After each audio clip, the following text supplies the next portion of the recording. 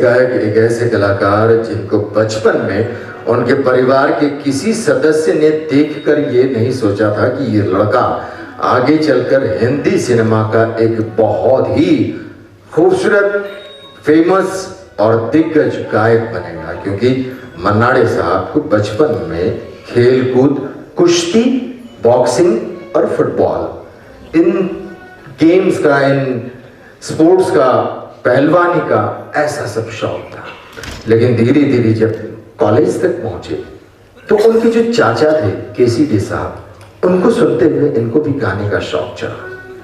Hindi cinema में आने के बाद कई बार मन्नाडे साहब ने एक चीज जो कही, शुरजुदा तो खुद मन्ना दा के साथ कई वर्षों तक रहे जानते हैं कि कई बार ऐसा होता है कि हमको वो गाने मिलते हैं जो कोई और गायक नहीं गाता, या तो वो गाने मिलते हैं जो किसी हीरो पर नहीं बल्कि एक्स्ट्रा किसी पर हो।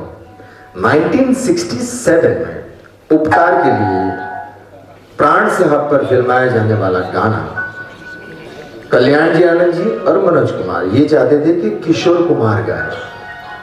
किशोर कुमार साहब को बुलाया गया और किशोर कुमार साहब तो बड़े मूडी इंसान थे।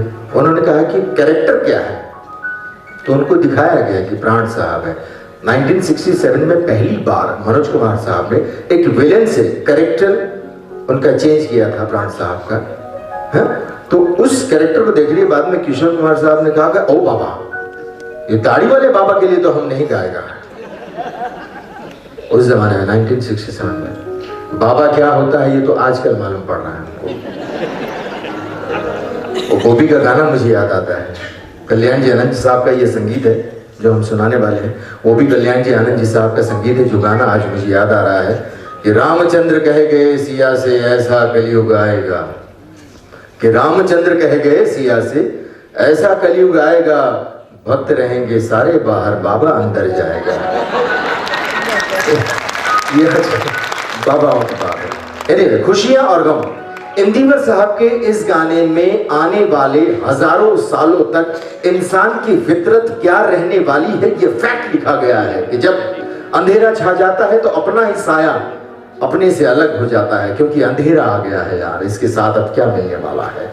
इंदिवर साहब के लिखे हुए इस गाने को जब मन्नाडे साहब ने गाया तो किशोरदा ने कान पकड़कर कहा था कि अच्छा हुआ दादा मैंने मना कर दिया, मेरे साथ पुश्ते भी ये गाना इतना अच्छा नहीं गा सकते जितना दादा आपने गाया है।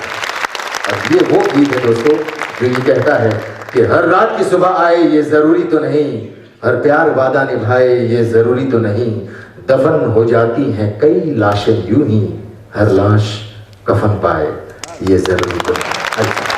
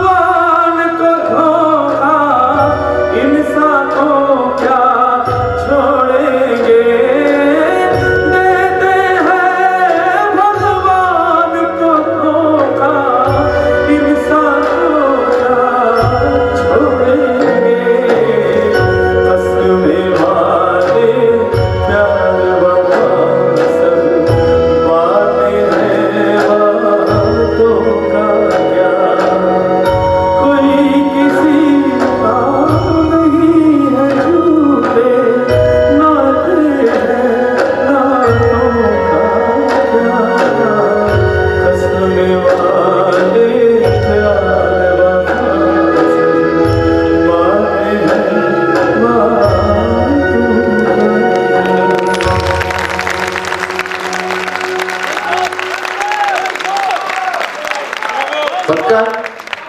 ओके, चलिए मैं सबकी एक साथ तालियों की आवाज सुरजुदा के लिए सुनना चाहूंगा।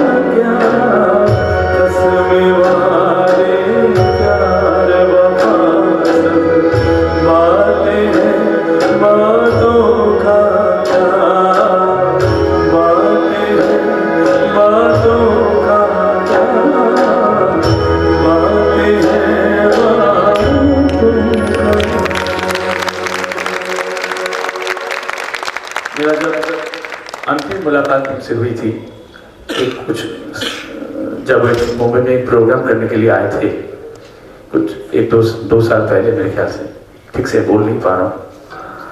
तो जाते जाते एक टिप्स वो देके गए जब हमारा सेशन खत्म मासिक निकला, तो उन्होंने कहा कि बेटा देखो ये सब जो प्रैक्टिस वगैरह रागस और जो सरगम वगैरह पार्टा रियाज जो भी है, ये सब तो आप कर ही रहे हो, ये अच्छा जा रहे हैं आपका, करिए। और एक चीज़ में ज़्यादा ध्यान दो, क्योंकि ये सब चीज़ तुम्हारे जैसा और भी कोई कर लेगा और शायद तुम्हारा टक्कर भी ले लेगा, पर एक जगह है जहाँ साधना होती है, वह है सुर का रियाज।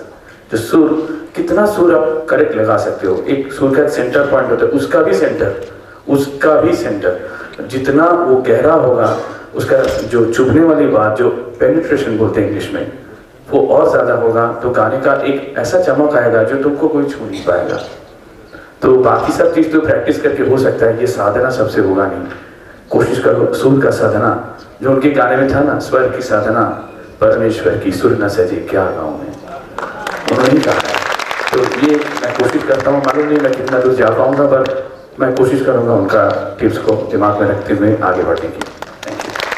सुरजुदा ने एक बात सर मैं आपसे फिर सेकेंड रोकना चाहूँगा कि कई बार हमारी इंडस्ट्री में कहा जाता था कि मन्ना दा जो है बड़े रूखे स्वभाव के इंसान हैं और बहुत सख्त इंसान हैं और बहुत मतलब रिजर्व हैं, लेकिन वो जिससे प्यार करते थे उस चाहत के लिए वो कुछ भी करने को तैयार थे। सुरजुदा की एक बात मुझे याद आती है कि ये एक दिन मन्ना दा के बंगले पर गए जुहू में और कहा दादा मैं सीखने आया हूँ। तो मन्ना दा बोले अरे हम तो बाहर जा रहे हैं, आप कैसे आ गए? बोले दादा आपने तो बोला था 3 दिन के बाद आइए, फोन करके आना चाहिए था। ठीक है बैठो, मेरे पास सिर्फ 10 मिनट है, बैठो। इन्होंने गाना शुरू किया, उन्होंने सिखाना शुरू किया। 10 मिनट हुए, 15 मिनट हुए, 22 मिनट के बाद में दादा उठे और श्रीमती मन्नाडे से कुछ कहा और श्रीमती मन्नाडे अकेली वहाँ से चली गई जहाँ जाना था और मन्ना दा वहाँ पर बैठे रहे। जिनके पास सिर्फ 10 मिनट का टाइम था, वो मन्ना दा सुरजू भट्टाचार्य को 8 बजे से लेकर 1 बजे तक सिखा रहे थे। ये है एक प्यार। उनका नेचर ही ऐसा था, जी। मतलब बाहर से एकदम नारियल जैसा, मतलब बाहर एकदम कड़क, अंदर सिर्फ पानी ही पानी और कुछ नहीं। सिर्फ संगीत। ग्रेट ग्रेट जानते नहीं थे। Great great. कसमें वादे प्यार वफा सब बातें हैं, बातों का क्या। वंस मोर किया, इसके लिए बहुत बहुत धन्यवाद। दीपावली के शुभ अवसर पर ऐसे दर्द भरे गाने और जब हमको अच्छे लगते हैं तो मैं समझ जाता हूँ कि यार ऑडियंस में बहुत सारे ऐसे लोग बैठे हैं जो ये सोच रहे यार दिवाली वाली खर्चा खूब ज़्यादा है, कितनी खर्चा। ओके, ये तो जोक से पार्ट। इसके बाद एक ऐसे कलाकार को मैं यहाँ पर बुलाने वाला हूँ मन्नादा के गीत के साथ, जिन्होंने हिंदुस्तानी शास्त्रीय संगीत सीखा गुरु उस्ताद फयाज अहमद खान साहब, उस्ताद नियाज अहमद खान साहब से। MTV के